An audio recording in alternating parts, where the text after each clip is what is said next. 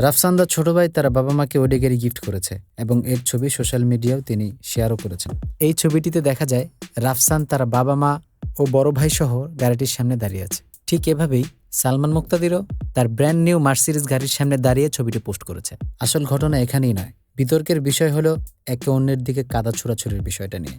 তাদের গাড়ির ছবিটা নিয়ে সোশ্যাল মিডিয়ায় দুই শ্রেণীর মানুষের মন্তব্য দুই রকম। তাদের এক শ্রেণীর রাফসান তারা বাবা মাকে গাড়ি দেওয়ায় বেশ প্রশংসায় ভাসাচ্ছেন আর বলছেন, বাহ, রাফসান তারা বাবা মায়ের যোগ্য সন্তান। অনেকে অভিনন্দনও জানিয়েছেন।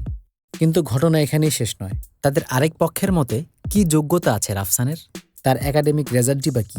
তার মাঝে আরেকজন ডাক্তার রাফসানকে কটূক্তি করে বলেছেন, রাফসান তার বাবাকে ওডি গাড়ি গিফট করলো, আর এদিকে আমার বড় ভাই বাসে করে বিএসএমএমইউতে যায় আনক্লোজি রেসিডেন্সি করাতে। আসলে কি ভাই, লেখাপড়াটা আমার কাছে এখন ওভাররেটেড মনে হয়। অনেকে আবার ওনার এই পোস্টে স্যাড রিয়েক্টও করেছে। তারাও হয়তো এই ডাক্তারের মতো জীবন নিয়ে বেশ হতাশ।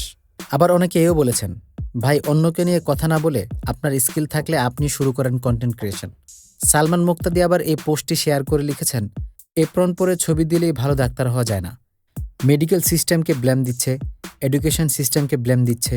ভাই, আপনি লাইফে তেমন কিছু করতে পারেন নাই। সারাদিন কমপ্লেন করা কোনো সলিউশন নয়। বাচ্চাদের মতো কমপ্লেন না করে আগে নিজের যোগ্যতায় সম্পূর্ণ ডাক্তার হন।